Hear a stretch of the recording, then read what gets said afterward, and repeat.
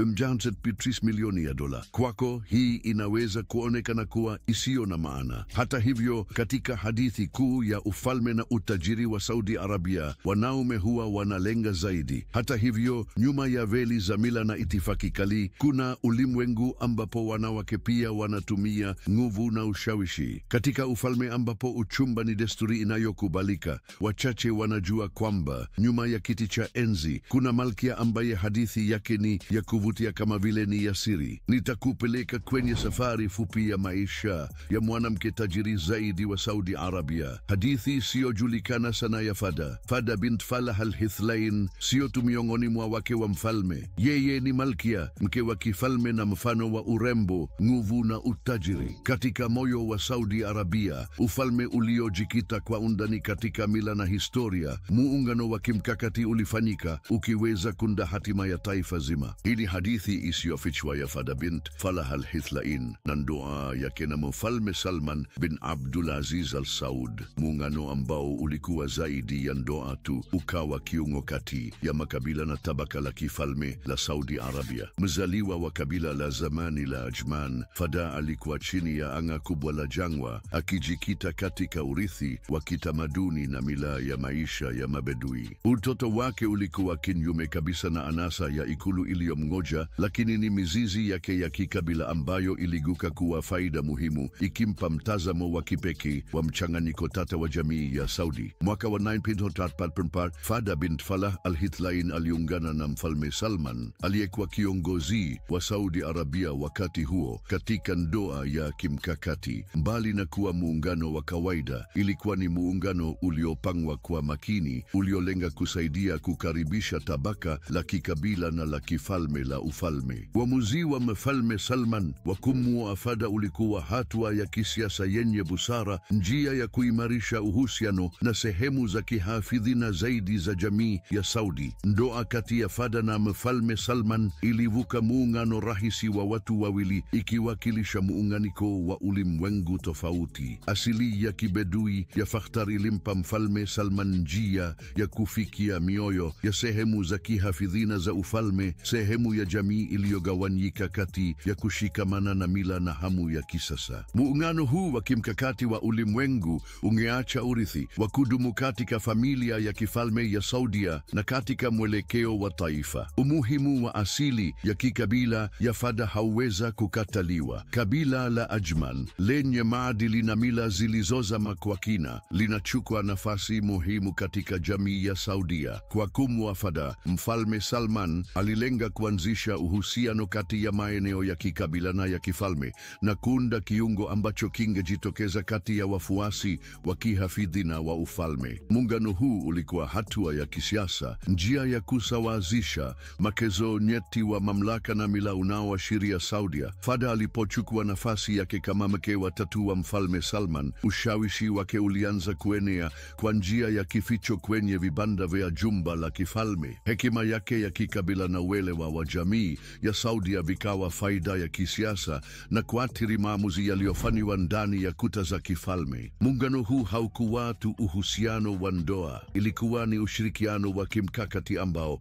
ungeshape hatima ya familia ya kifalme na ya nchi kwa ujumla. Nyuma ya kiongozi mkuu yeyote kuna mwongozo wa mtu mwenye hekima na mwenye ushawishi. Kwa upande wa Mohammed bin Salman, anayejulikana kwa jina la MBS, mtu huyo ni hakika mama yake Fada bint Falah al-Hithlain. Jukumu la Fada halikuhusu tu kuwa mke wa mfalme. Yeye ni mama wa kiongozi anayewakilisha hali mbili ya Saudia: maendeleo lakini kihafidhina, mwenye mahesabu lakini mwenye ujasiri. Mapema Fada alitambua uwezo katika mwanawe. Alimwona kwake mchanganyiko wa kipekee wa akili, ukarimu na nia. MBS alipokuwa akiendelea mbele katika safari yake ya kisiasa, uwepo wa Fada ulikuwa unaonekana kwa upesi, ukiathiri chaguzi zake na kuelekeza hatua zake. Ingawa jukumu lake bado limefichwa machoni mwa umma, inasadikiwa kuwa athari yake kwa mwana wake ni kubwa na ya kudumu. Mashauri ya Fada yalikuwa muhimu katika kunda instinti za kisiasa za MBS. Uzoefu wake na ufahamu wake ulimsaidia kuvuka changamoto za kisiasa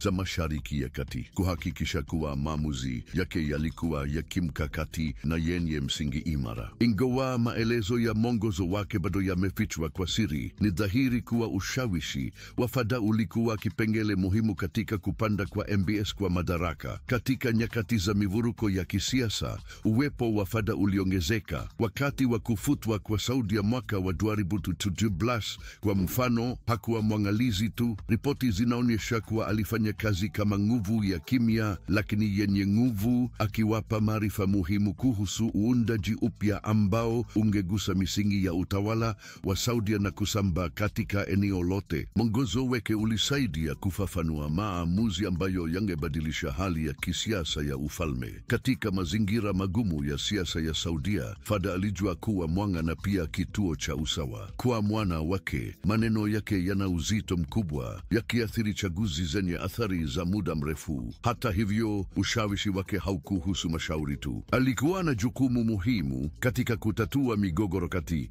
ya makundi mbalimbali ndani ya Saudia, akileta mtazamo wa kipekee unaochanganya hekima yake ya kikabila na uelewa wa usawa wa nguvu unaofafanua ufalme. Katika kati ya mabadiliko makubwa yanayotokea Saudia, ushawishi wa mwanamke umekuwa wa kubadilika na wa kufichika. Fadha bint Falah al-Hithlain, mke wa tatu wa Mfalme Salman, amecheza jukumu muhimu katika kuongoza mabadiliko ya kijamii na kitamaduni ambayo yanabadilisha ufalme. Ingawa mwana wa mfalme, mrithi Mohammed bin Salman, anayejulikana kama MBS, mara nyingi hutambuliwa kama msanifu mkuu wa mabadiliko haya, ushauri wenye hekima na uzoefu wa Fadha umekuwa muhimu kuhakikisha kwamba marekebisho yanapokelewa vyema na wananchi. Ushiriki wake katika miradi inayolenga kuwezesha wanawake umekuwa msingi katika kujenga Saudi Arabia yenye maendeleo zaidi na inayojumuisha kwa ujuzi wa kina wa jamii ya Kisaudi na ahadi isiyo na masimamo kwa haki za wanawake. Fadha ameathiri moja kwa moja uundaji wa sera zinazolenga kuondoa vikwazo na kufungua njia kwa ukuaji wa wanawake. Mojawapo ya maeneo ambayo ushawishi wake unajitokeza ni elimu ya wanawake. Yeye ni mtetezi mwenye nguvu ya mabadiliko ya elimu na amefanya kazi bila kuchoka kuhakikisha kwamba wanawake wanapata elimu bora. Kupitia vitendo vyake vya hisani, Fadha ameunga mkono miradi inayolenga kuwezesha wanawake kielimu, kuhakikisha kwamba wako tayari kukabiliana na changamoto za uliobadilika. Hata hivyo, ahadi yake kwa uwezeshaji wa wanawake haijizuili kwenye elimu tu. Pia amefanya kazi kwa nguvu katika miradi inayohimiza ushiriki wa wanawake katika soko la kazi, kukuza usawa wa fursa na maendeleo ya kazi. Ulinzi wake usio na kuchoka kwa ajili ya kuingizwa kwa wanawake wa Saudi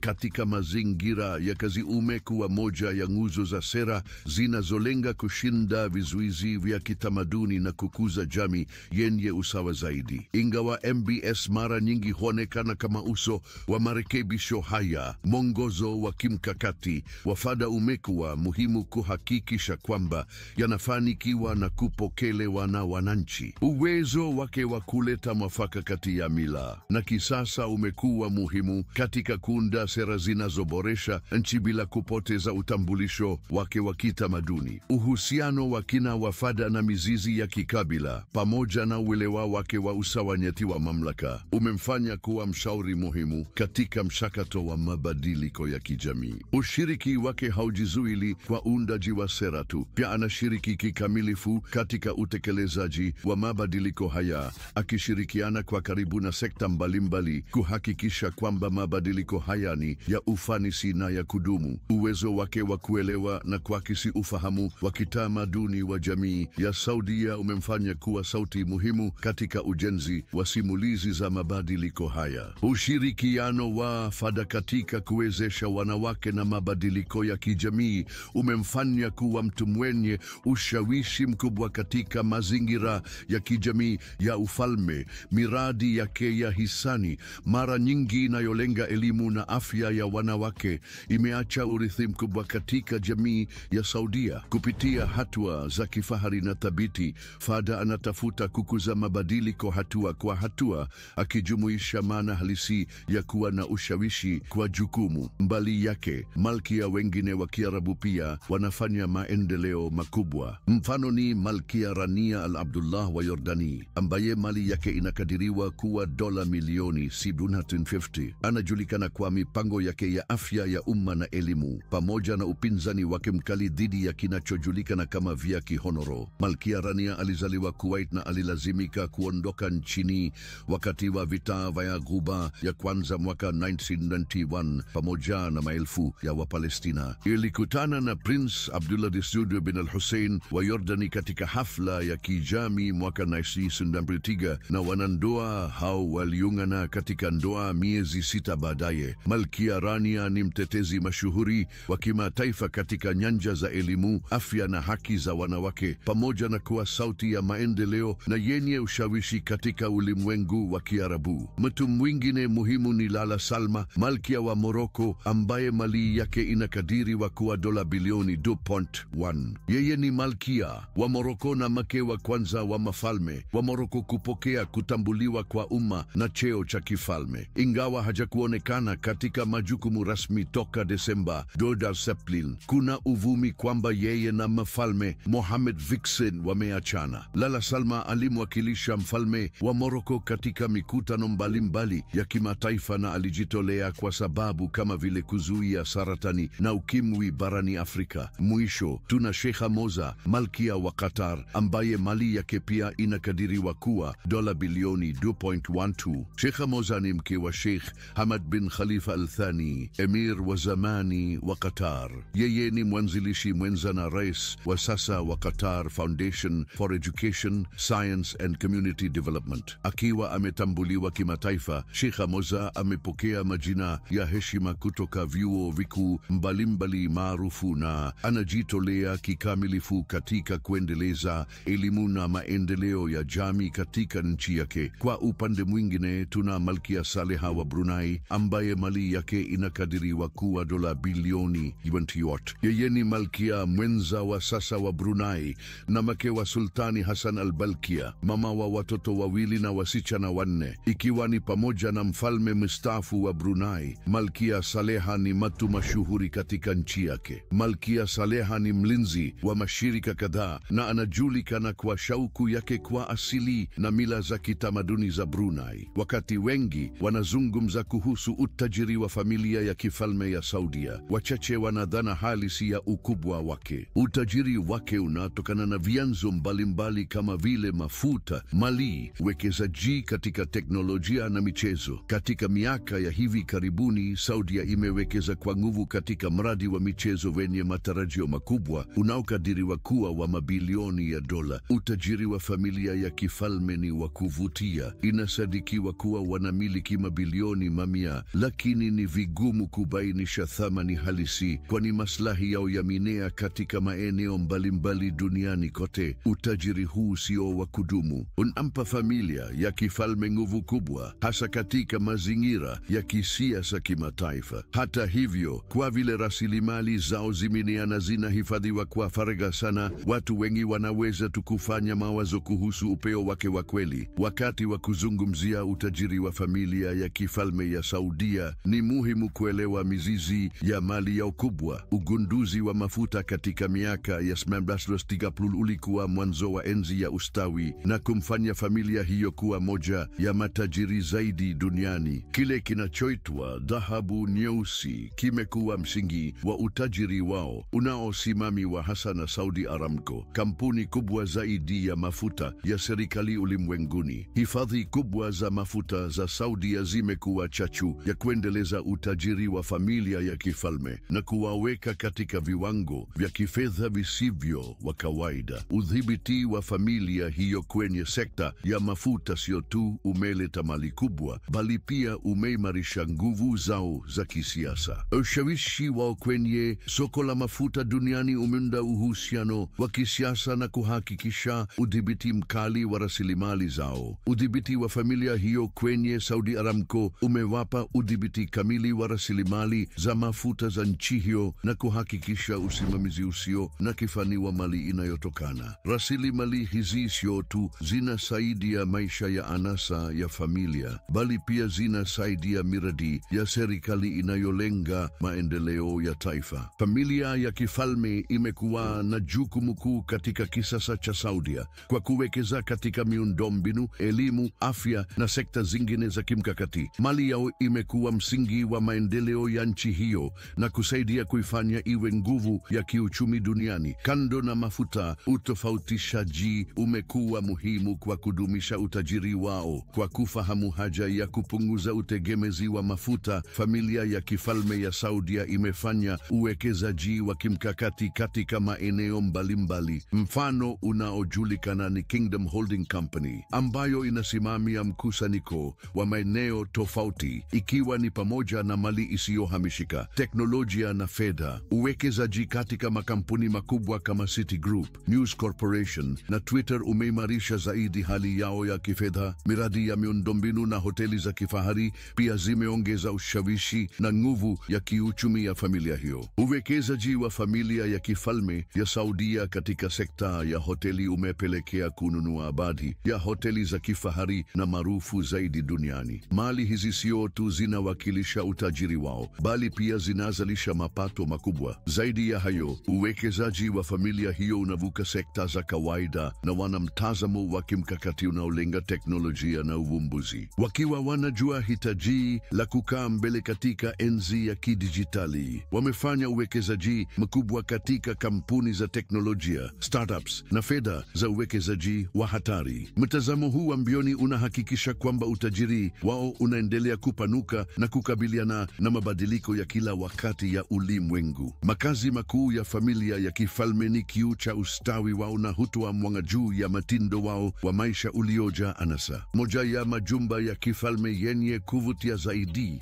ya familia ya kifalme ya Saudia ni Palacio Al Yamama iliyoko Riyadh. Jengo hili kubwa hutumika kama makazi rasmi na ofisi ya mfalme wa Saudia. Kwa eneo linalofikia viwele vya kuvutia vya futi za mraba milioni kwa, Palacio Al Yamama ni kazi ya usanifu bora. Vyumba vyake vya ndani vya kifahari vina sakafu za marumaru ya Kiitaliano, dari zilizochongwa kwa uangalifu na kuta zilizopambwa kwa karatasi ya dhahabu. Palacio hilo linajivunia vifaa vya kipekee kama vile sinema, shughuli za mpira wa miguu, bwawa la kuogelea na hata msikiti, huku likitoa kila aina ya starehe inayoweza kufikirika. Palacio Al Yamama, hata hivyo, sio makazi pekee ya familia ya kifalme ya Saudia. Pia wanamiliki mali zingine zinazotumika kwa mikutano na hafla rasmi. Mfano moja ni Palacio Al Auja uliopo katika vitongoji vya Riyadh. Palacio hili lililozungukwa na bustani zenye kuvutia na maeneo makubwa hutoa mazingira tulivu na ya faragha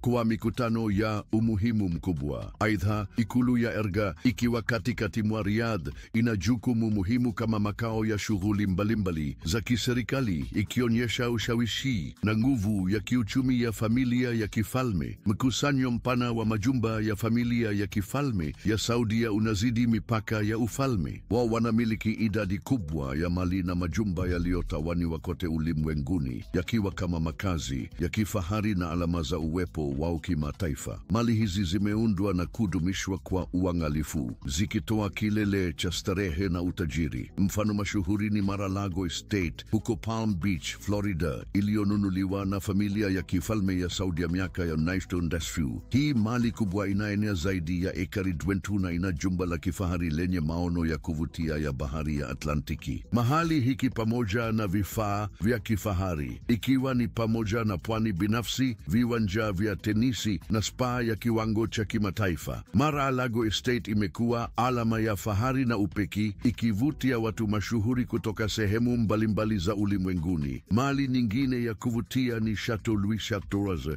iliyoko karibu na Paris, Ufaransa. Hiki chateau cha kifahari kilichoigwa na utukufu wa ikulu ya Versailles ni jema la usanifu na mundo, kwa bustani zake zilizodumishwa kwa uangalifu, mambo ya ndani yaliyopambwa kwa utajiri na vifaa vya kisasa. Chateau Louis Chateauroux kinaonyesha ladha ya hali ya juu na mtindo wa maisha ya kifahari wa familia. Majumba na mali hizi za familia ya kifalme ya Saudia sio tu makazi ya kifahari, yanawakilisha nguvu, utajiri na ushawishi. Yanatumika kama ukumbi wa mikutano muhimu ya kidiplomasia, ziara za serikali na hafla kubwa. Umiliki wa mali hizi na familia ya kifalme unaonyesha uwezo wao wa kufikia kiwango cha kimataifa na uwezo wao wa kuvutia umakini katika kikao cha kimataifa. Mkusanyo wa sanaa wa familia ya kifalme ya Saudia umevuka karne nyingi, ukijumuisha aina mbalimbali za mitindo na tamthilia za kisanii, kuanzia vifaa vya kitamaduni vya sanaa ya Kiislamu hadi viumbe vya kisasa maarufu. Hazina hiyo inaonyesha hisia kali ya kisanii ya familia pamoja na juhudi zao za kuhifadhi na kuthamini urithi wa kitamaduni. Miongoni mwa ununuzi maarufu zaidi ni Salvatore Mundi ya Leonardo da Vinci. Kazi hii maarufu ambayo inamwonyesha Kristo kama mkombozi wa wanadamu ilinunuliwa na mkuu wa kifalme Mohammed bin Salman kwa thamani rekodi ya dola milioni 475, ikishinda washindani kama vile Qatar. Mkataba huo ulipewa umaarufu kimataifa, kuthibitisha familia ya kifalme ya Saudia kama nguvu yenye ushawishi katika mazingira ya kimataifa ya sanaa. Juhudi za familia kwa sanaa zinaonekana katika majumba yanayokaa hazina hizi. Kwa mfano, ikulu ya Al-Yamama huko Riyadh ina mkusanyo mkubwa ambao unajumuisha kazi za wasanii mashuhuri kama Pablo Picasso, Jeff Koons na Takashi Murakami. Vipande hivi huongeza ladha ya urembo na kisasa kwa mazingira tayari ya fahari ya ikulu. Zaidi ya hayo, mkusanyo wa familia hupita mipaka ya makazi yao, na kazi zikiwa zimeonyeshwa katika makumbusho na taasisi za kitamaduni kote ulimwenguni. Ushiriki wa familia ya kifalme ya Saudia katika ulimwengu wa sanaa haujakuishia kununua kazi maarufu. Wao pia huwahimiza na kukuza kwa bidii wasanii kutoka Saudi Arabia na Mashariki ya Kati, wakiwapa fursa ya kuonyesha vipaji vyao kwa kiwango cha kimataifa. Ahadi hii kwa utamaduni inaenea hadi kuhifadhi urithi wa kihistoria kwa uwekezaji mkubwa katika kurejesha misikiti, majumba ya kifalme na maeneo ya arkeolojia. Mipango hii inahakikisha kwamba vizazi vijavyo vinaweza kujifunza na kuthamini hazina hizi za kitamaduni. Mfano mwingine wa kufurahia kwa familia kwa anasa ni superiate ya kifahari Serene ya mkuu wa kifalme Mohammed bin Salman kwa thamani inayokadiriwa kwa dola milioni 400. Chombo hiki ni mfano halisi wa ustaarabu na utajiri. Serene inatoa bwawa la ndani la maji ya chumvi, helipad, maeneo ya michezo na hata chumba cha uchunguzi chini ya maji, kuhakikisha anasa na burudani ya kiwango cha juu. Chombo kingine kinachostahiki cha familia ya kifalme ya Saudia ni Prince Abdulaziz kwa urefu wa futi 4.2. Meli hii ni kazi ya sanaa inayoweza kuwakaribisha wageni hadi nakti fort katika vyumba vyake vya anasa. Prince Abdulaziz ina vifaa vya kisasa kama vile mabwawa mengi, spa ya kipekee na helipad, kuhakikisha kwamba mahitaji yote yanatimizwa wakati wa safari za baharini. Kundi la ndege za kibinafsi za familia ya kifalme pia ni la kuvutia. Moja ya mambo makubwa ni Boeing 747-400 iliyobadilishwa kuwa nyumba ya anasa ya angani. Ndege hii ya anasa imeandaliwa kwa samani za hali ya juu, maelezo yaliyopakwa dhahabu na kila aina ya starehe za hoteli ya nyota 5. Inawakilisha uwezo wa familia kusafiri duniani kwa starehe na mtindo usio na kifani. Ununuzi wa meli za anasa na ndege za familia ya kifalme ya Saudia unaenda zaidi ya usafiri tu. Uwekezaji huu unaonyesha hadhi yao ya juu na hamu ya kuchunguza dunia kwa masharti yao wenyewe. Njia hizi za kusafiri zinazovutia zinawaruhusu kuzunguka dunia, kushiriki katika hafla za maana na kuishi kwa shauku yao ya anasa na mavuno. Ni muhimu kusisitiza kuwa umiliki wa meli hizi na ndege haujakwishwa kwa matumizi ya kibinafsi tu. Mali hizi pia hufanya kazi kama ishara ya ushawishi wao wa kimataifa na uwezo wa kujitokeza katika hali ya kimataifa. Mara nyingi hutumiwa katika ziara za kidiplomasia, sherehe za serikali na mipango ya hisani, kuimarisha zaidi jukumu la familia kama mhusika mkuu katika masuala ya kimataifa. Malkia wa Saudi Arabia, Princess Fahda bint Falah Al-Hithlain, alisafiri kwenda Morocco kwa likizo. Aliyetua Tanger na kikundi chake kilichojumuisha maafisa wa ikulu na walinzi, na kukaa katika makazi yake huko Jabila. Marafiki wa karibu na wanawali wengine waliotoka nchi kama vile Falme za Kiarabu na Kuwait walikutana naye hapo. Pamoja walifurahia wiki moja kwa kuzama katika uzuri wa pwani ya Tanger kabla ya kuondoka kwenda Marrakech, mji unaojulikana kwa usanifu wake wa rangi nyekundu na utamaduni wenye shughuli nyingi. Marrakech daima imekuwa kivutio kwa kuwa watu mbalimbali mashuhuri, kuanzia waziri mkuu wa Uhispania Pedro Sanchez hadi Oprah Winfrey mwenye umaarufu. Hata hivyo, kuna mambo katika maisha ya Fahda ambayo hata utajiri hauwezi kupunguza. Hatuna mwonekano. Upande wa giza wa kuwa malkia, wanawake wa Kiarabu wanakabiliana na vikwazo vingi linapokuja suala la usawa wa kijinsia na uwakilishi. Ingawa Fahda anafurahia hadhi ya kuwa malkia na marupurupu yanayofuatana na hiyo, kuwa malkia wa Kiarabu hakumfanyi aweze kuepuka changamoto za kudumu za kutounwa na kutokuwepo kwa usawa wa kijinsia ambazo zinaenea katika ulimwengu wa Kiarabu, hata huko Saudi Arabia, ambayo mara nyingi huonekana kuwa inaendelea katika baadhi ya mambo. Wanawake bado wanakabiliana na vikwazo na vizuizi vinavyowazuia kushiriki kikamilifu katika jamii. Licha ya maendeleo makubwa kama vile idhini ya hivi karibuni kwa wanawake kuendesha magari na ongezeko la ufikiaji wa elimu na soko la kazi, tofauti za kijinsia bado zipo katika nyanja mbalimbali za maisha. Wanawake wanaendelea kukabiliana na vikwazo katika uhuru wao wa kusafiri, vizuizi katika uamuzi wao bila idhini ya kiume,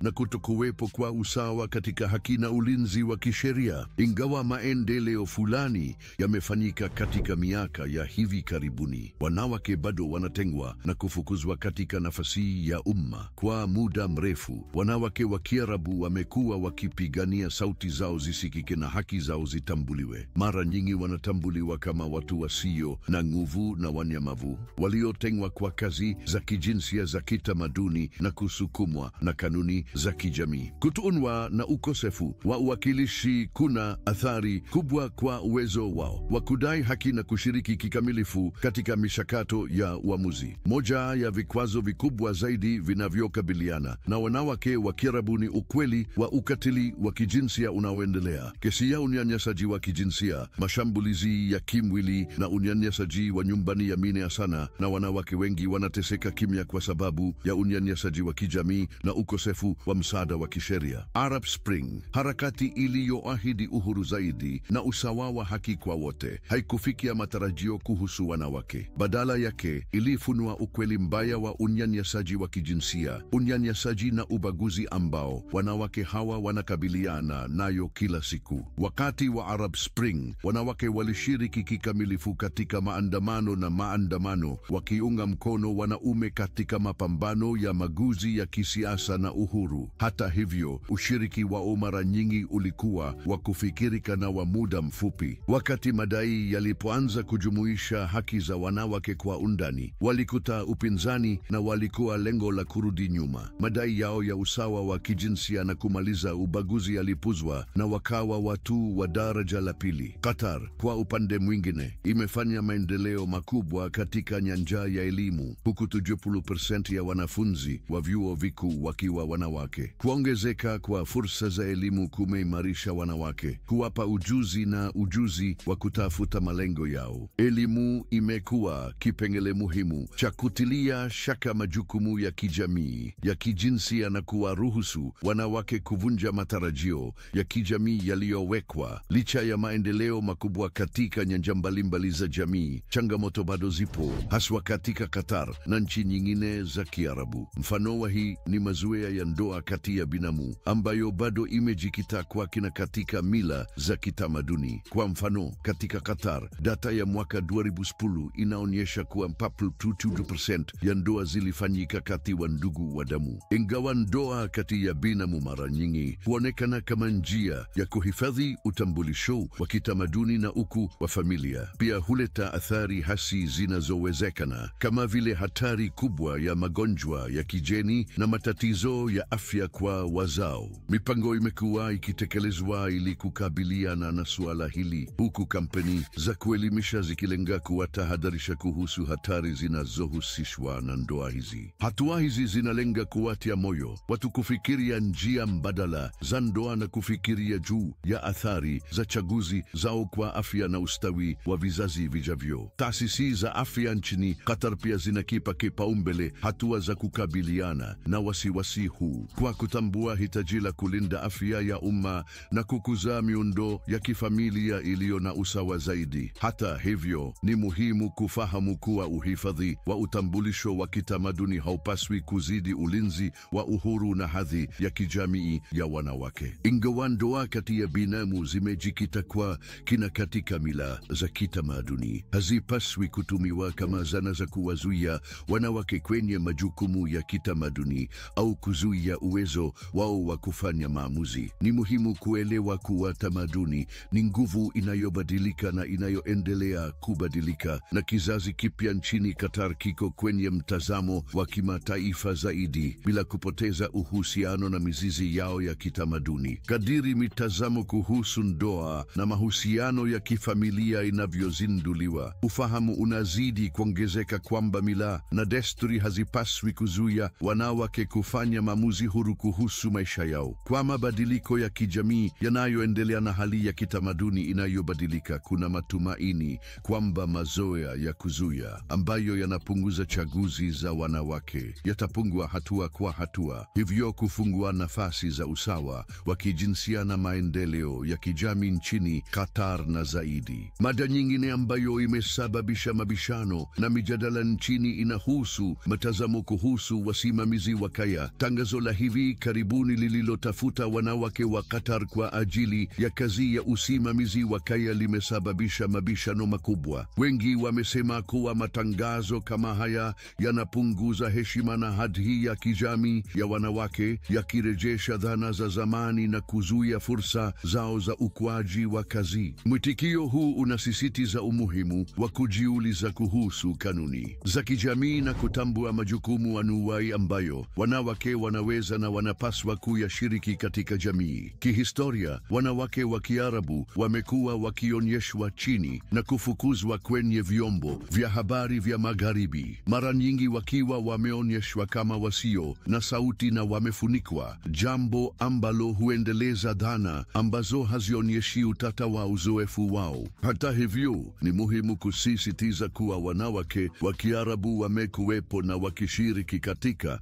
harakati za kijamii na kisiasa, wakipigania pamoja na wanaume kwa ajili ya mageuzi ya kisiasa, haki za kijamii na uhuru wa kibinafsi. Michango yao imejaa ujasiri wa kipekee na uthabiti wa kuvutia, wakipinga miundo ya kukandamiza na kutafuta jamii yenye haki zaidi. Ingawa ushiriki huu wa mara kwa mara katika nyanja mbalimbali, uwakilishi wa wanawake wa Kiarabu kwenye vyombo vya habari vya kitamaduni bado haujatosha kikamilifu. Utafiti zinaonyesha kuwa wanawake Waarabu hujitokeza kwenye habari za kigazi mara moja kwa kila mara 5 ikilinganishwa na wanaume, jambo ambalo huimarisha kutoonwa kwao katika mjadala wa umma. Wakilishi huu mdogo haupunguzi tu uwezo wao wa kutetea haki na maslahi yao kwa ufanisi, bali pia huchochea dhana potofu na maoni mabaya, na hivyo kuzuia maendeleo kuelekea usawa wa kijinsia na haki ya kijamii. Ni muhimu kuimarisha sauti na uzoefu wa wanawake Waarabu kwa kuthamini uwezo wao, utofauti na michango yao muhimu kwa jamii. Katika nchi kama Misri, ambapo wanawake walikuwa na jukumu muhimu wakati wa mapinduzi, uwepo wao katika siasa bado ni mdogo. Kati ya viti lensipan katika bunge ni wanawake 4 wanavishikilia,